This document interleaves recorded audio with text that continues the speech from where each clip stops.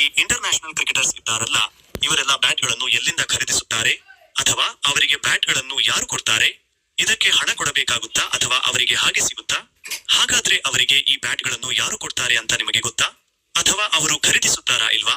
ಅಷ್ಟೇ ಯಾಕೆ, ಕೆಲವು ಕ್ರಿಕೆಟರ್ಸ್ ತಮ್ಮ ಮನೆಯ ಪಕ್ಕದಲ್ಲಿರೋ ಲೋಕಲ್ ಶಾಪ್ನಿಂದ ಕ್ರಿಕೆಟ್ ಬ್ಯಾಟ್ ಖರೀದಿಸಿ ತಮ್ಮ ಕೆರಿಯರ್ ಮುಗಿಯುವವರೆಗೂ ಅದೇ ಬ್ಯಾಟ್ನಿಂದ ಆಡಿದ್ದಾರೆ ಅನ್ನೋದು ನಿಮಗೆ ಗೊತ್ತಾ? ಅವರು ಭಾರತದ ಒಬ್ಬ ದಿಗ್ಗಜ ಆಟಗಾರರಾಗಿದ್ದರು. ಮತ್ತೊಂದು ವಿಷಯ ಗೊತ್ತಾ? ಕೆಲವೊಮ್ಮೆ ಈ ಬ್ಯಾಟ್ ಕಂಪನಿಗಳು ತಾವಾಗಿಯೇ ಬ್ಯಾಟ್ಗಳನ್ನು ಪ್ರೊವೈಡ್ ಮಾಡುವುದಿಲ್ಲ. ಎಲ್ಲವನ್ನೂ ಹೇಳ್ತೀನಿ ಸ್ನೇಹಿತರೆ. ಇದಕ್ಕಾಗಿ ನೀವು ಕ್ರಿಕ್ ಕನ್ನಡ 360 ಜೊತೆ ಕನೆಕ್ಟ್ ಆಗಿರಬೇಕು. ಸಚಿನ್ ತೆಂಡೂಲ್ಕರ್ ಅವರು MRF ಬ್ಯಾಟ್ನಿಂದ ಆಡುತ್ತಿದ್ದುದನ್ನು ನೀವು ನೋಡಿರುತ್ತೀರಿ. ಈಗ ವಿರಾಟ್ ಕೊಹ್ಲಿ ಕೂಡ MRF ಬ್ಯಾಟ್ ಅನ್ನೇ ಯೂಸ್ ಮಾಡೋದನ್ನು ನೋಡ್ತಾ ಇದ್ದೀವಿ. ಹಾರ್ದಿಕ್ ಪಾಂಡ್ಯ SG ಬ್ಯಾಟ್ನಿಂದ ಆಡ್ತಾರೆ. ಹಿಟ್ಮ್ಯಾನ್ ರೋಹಿತ್ ಶರ್ಮಾ C8 ಬ್ಯಾಟ್ನಿಂದ ಆಡ್ತಾರೆ. ಇನ್ನು MS ಧೋನಿ ಅಂದರೆ ಮಹೇಂದ್ರ ಸಿಂಗ್ ಧೋನಿ ಅವರು ಸ್ಪಾಟನ್ ಬ್ಯಾಟ್ನಿಂದ ಆಡ್ತಾರೆ. ಹಾಗಾದ್ರೆ ಇವರಿಗೆಲ್ಲ ಈ ಬ್ಯಾಟ್ಗಳನ್ನು ಯಾರು ಕೊಡ್ತಾರೆ? ಈ ಬ್ಯಾಟ್ಗಳ ಮೇಲೆ ಯಾವ ಸ್ಟಿಕ್ಕರ್ ಇರುತ್ತೋ ಅದೇ ಕಂಪನಿಯವರು ಬ್ಯಾಟ್ ಪ್ರೊವೈಡ್ ಮಾಡ್ತಾರೆ ಅಂತರಿ ಮಾಡಿಕೊಂಡಿರಬಹುದು. ಆದರೆ C8 ಅಥವಾ MRF ಇವುಗಳೆಲ್ಲ ಟೈರ್ ಮ್ಯಾನುಫ್ಯಾಕ್ಚರರ್ ಕಂಪನಿಗಳು. ಅವರು ಬ್ಯಾಟ್ ಮೇಲೆ ತಮ್ಮ ಲೋಗೋ ಹಾಕಿದ ತಕ್ಷಣ ಆ ಬ್ಯಾಟ್ ಅವರದ್ದೇ ಆಗಿಬಿಡುತ್ತಾ? ಸ್ನೇಹಿತರೆ, MRF ಮತ್ತು C8 ವಿಷಯ ಬೇರೆಯೇ ಇದೆ. ಇವರು ಥರ್ಡ್ ಪಾರ್ಟಿ ಹತ್ತಿರ ಕೆಲಸ ಮಾಡಿಸಿ ತಮ್ಮ ಲೋಗೋ ಹಾಕಿಸಿ ಇಂಟರ್ನ್ಯಾಷನಲ್ ಬ್ಯಾಟ್ಸ್ಮನ್ಗಳಿಗೆ ಕೊಡ್ತಾರೆ. ಯಾರ ಜೊತೆ ಕಾಂಟ್ರಾಕ್ಟ್ ಇರುತ್ತದೆಯೋ ಆ ಪ್ಲೇಯರ್ಸ್ ಇವರಿಂದಲೇ ಬ್ಯಾಟ್ ತಗೊಳ್ತಾರೆ. MRF ಮತ್ತು C8 ಜೊತೆ ಯಾವ ಇಂಟರ್ನ್ಯಾಷನಲ್ ಪ್ಲೇಯರ್ಸ್ ಕಾಂಟ್ರಾಕ್ಟ್ ನಲ್ಲಿ ಇರುತ್ತಾರೋ ಅವರಿಗೆ ಈ ಕಂಪನಿಗಳು ಬ್ಯಾಟ್ ಸಪ್ಲೈ ಮಾಡ್ತಾರೆ. ಎಲ್ಲ ದೊಡ್ಡ ಬ್ರ್ಯಾಂಡ್ಗಳಲ್ಲೂ ಇದೇ ರೀತಿ ನಡೆಯುತ್ತದೆ.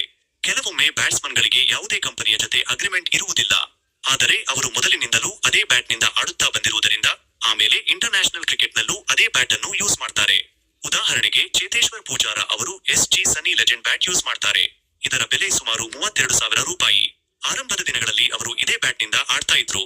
ಆದರೆ ಈಗ SG ಕಂಪನಿ ಜೊತೆ ಅವರ ಅಗ್ರಿಮೆಂಟ್ ಆಗಿದೆ, ಅಂದರೆ ಕಾಂಟ್ರಾಕ್ಟ್ ಸೈನ್ ಆಗಿದೆ. ಮುಖ್ಯವಾಗಿ ಬ್ಯಾಟ್ ಮ್ಯಾನುಫ್ಯಾಕ್ಚರಿಂಗ್ ಮಾಡೋ ಕಂಪನಿಗಳೆಂದರೆ SG, SS, GM ಇತ್ಯಾದಿ. ಈ ಕಂಪನಿಗಳೇ ಬ್ಯಾಟ್ಗಳ ಥರ್ಡ್ ಪಾರ್ಟಿ ಮ್ಯಾನುಫ್ಯಾಕ್ಚರಿಂಗ್ ಮಾಡಿಕೊಡುತ್ತವೆ. ಇದರ ಬಗ್ಗೆ ನಾನು ಮತ್ತೊಂದು ವಿಡಿಯೋ ಮಾಡ್ತೀನಿ.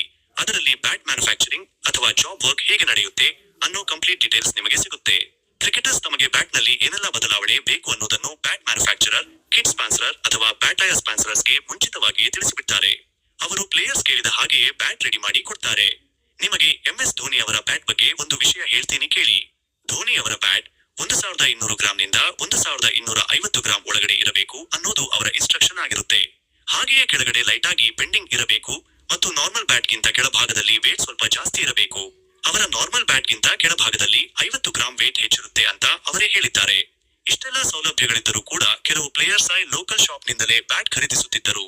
ನಿಮಗೊಂದು ಎಕ್ಸಾಂಪಲ್ ಕೊಡಬೇಕಾದರೆ ನಮ್ಮ ಮಾಜಿ ನಾಯಕ ಸೌರವ್ ಗಂಗೂಲಿ ಅವರು ಹಾಯ ಕ್ರಿಕೆಟ್ ಆಡಲು ಸ್ಟಾರ್ಟ್ ಮಾಡಿದಾಗಿನಿಂದಲೂ ಕೋಲ್ಕತ್ತಾದ ಒಂದು ಲೋಕಲ್ ಶಾಪ್ ನಿಂದಲೇ ಬ್ಯಾಟ್ ಖರೀದಿಸುತ್ತಿದ್ದರು.